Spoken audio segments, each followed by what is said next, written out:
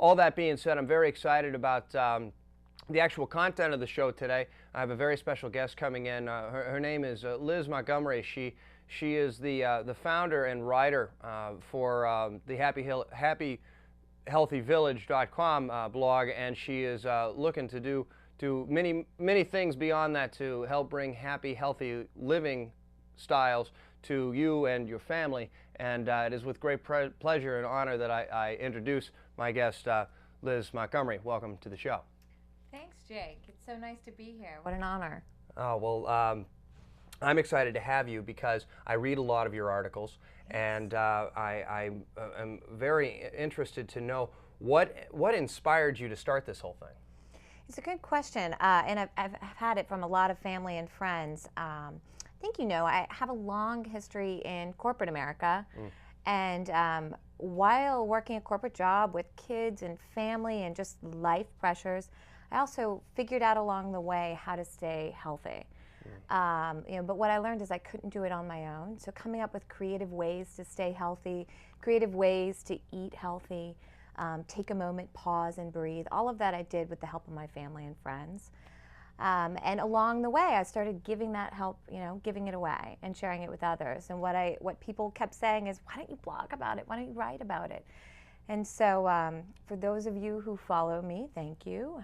And also I'm new to blogging in this space, but I really feel like it's my job to give back and continue learning from others. Well, that's inspiring in itself, and the fact that you seem to have a deeper meaning of the idea of keeping what you have by sharing it with others.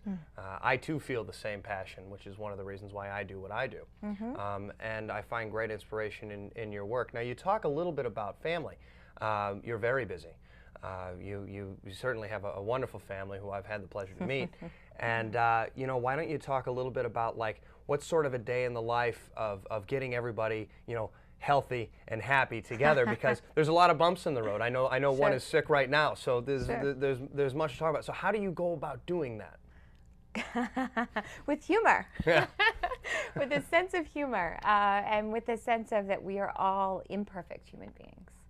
So I think that in and of itself is the best message to new parents who are trying to juggle it all. But I'd say I was thinking about this as I was driving over. One of the pillars that I talk about in the blog is nourish. And one of the things that we do together as a family is we cook. So, and the kids are and we shop. So the kids are a part of picking out that crazy vegetable, and we call it rainbow eating. So my daughters are almost 6 and 7. Rainbow's where it's at. So we have rainbow dinners, which if you eat the colors of the rainbow, you're eating a really healthy meal.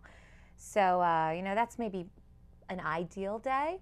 A normal day might be that we're taking some healthy meal out of the freezer that we've made and we're thawing it. My daughter had chicken for breakfast this morning. It's healthy, right? Yeah. We believe in moving our bodies. So, and that can take any form. It can be, their gymnastics or ballet or playground workout, which, I posted about, or the anytime, anywhere workout that you and I did together.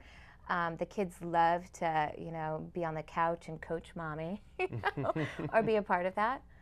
And I think, something else that's kind of a good tip, and it doesn't always work, but, when the kids are in the middle of a meltdown, or when I'm in the middle of Whole Foods, if you've seen me, I'm saying, take a deep breath, let's breathe through this moment. So breathing's important. Breathing, yeah, certainly is true in all aspects of life. It's amazing what I can get and how I can kind of bring myself back to planet Earth simply by taking some deep breaths. Right. And it's funny, a lot of times when I'm working with clients, I say, now don't forget to breathe. Don't, no kidding. Because they do.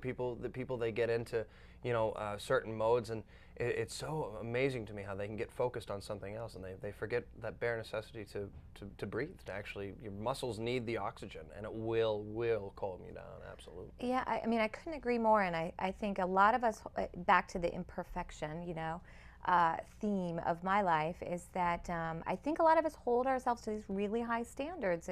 You start reading about meditation and we believe, or I have believed in the past, that if I don't meditate an hour a day, I'm just not doing it right. And there was a time in my life where the moons and the stars all aligned, and I was meditating an hour a day, and I felt great. Those moons and stars aren't aligned right now. And so finding opportunities for mindful moments, you know, whether it's in our workout and really being present for the workout so that your form's correct, you know, so that we aren't getting injured.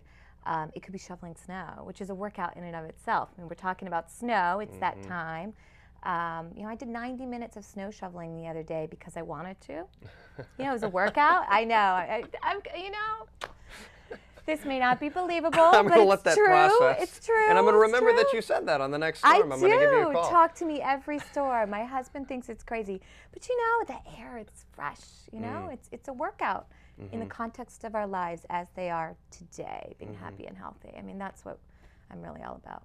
Well, I think that is that truly is amazing, you know, and you talk about, you know, moving the body, and you talk about, you know, being imperfect, and you know, I think it's a wonderful thing. A good friend of mine often shares with me, you know, it's not necessarily important, you know, what you do, but it's vitally important that you do something.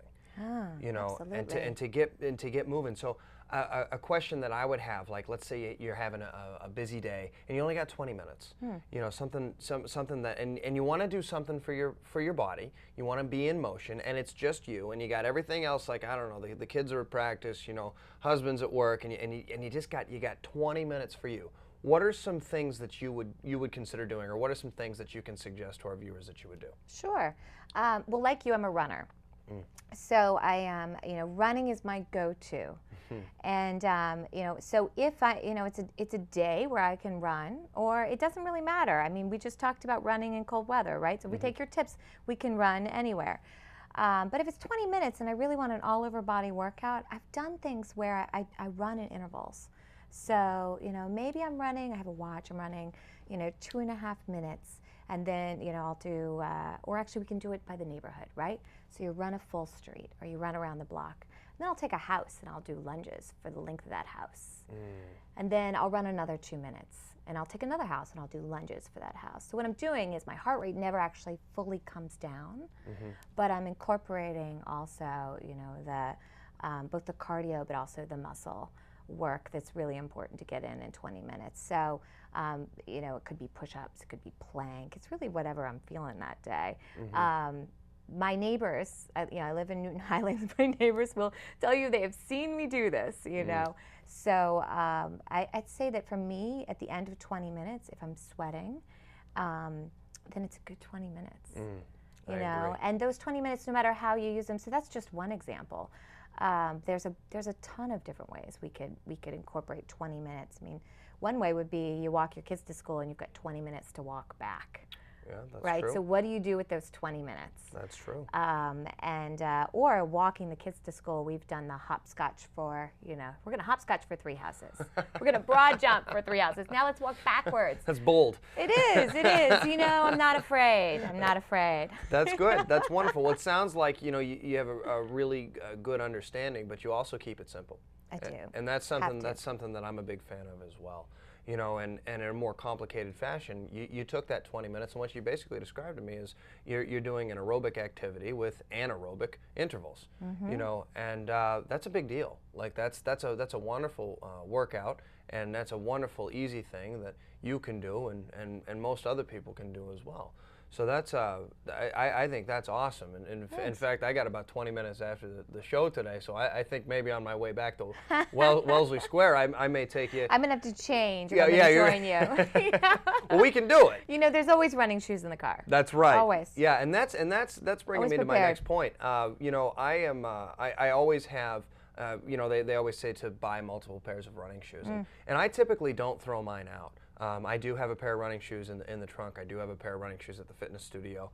I do have a pair of running shoes at my house, and I even have a pair of running shoes in my girlfriend's truck. Hey, you never know. So you just never know, and it's always nice to be able to strap those on and get rolling. You know, it's such a joy talking with somebody who not only, you know, talks about this and has the knowledge about this, but it's so wonderful to talk to somebody who actually lives it and walks the walk. You know, and I think that's one of the things that I find inspiring about, you know, your blog is it comes from real personal experience. You know, and you know, you can read the books and you can educate and you can qualify yourself, but I'm always finding myself more inspired by people who actually do it. So I'm just happy that you took a little bit of time out of your busy day to come and join us, and maybe after the show we can get you out there and maybe we'll do some of that integrated work that we like to talk about from time to time. Sounds great. Do you have any final thoughts? Any closing messages to the viewers? Yeah, I would say, well, first of all, thank you for having me on your show. And, you know, my other final thought is don't wait. You know, I don't wait for the perfect moment to live a happy and healthy life. I think those two go hand in hand. We're not truly healthy if we aren't happy, and we aren't happy if we aren't healthy. But if we're waiting for the perfect time to start something new, it will never happen. There are no perfect times, so just do it. That's wonderful. And it's a fantastic message from a fantastic person. It kind of goes back to the old adage of, yeah, yesterday you said tomorrow. If not now, when? It's not important what you do. It's crucially important that you do something. So get up, get moving, take a little action. Go to the happyhealthyvillage.com, read up on Liz and certain things that she likes to do to keep it fun, to keep it real, to keep it simple. And stay tuned, because next we're going to go through some of those indoor running exercises that you're going to be able to do anywhere. Hotel rooms, basements, living rooms, all over the place. And runner or not, you can certainly benefit from some of these leg activities. So we hope that you stay tuned, and thanks so much for tuning in and watching the TriJake Truth.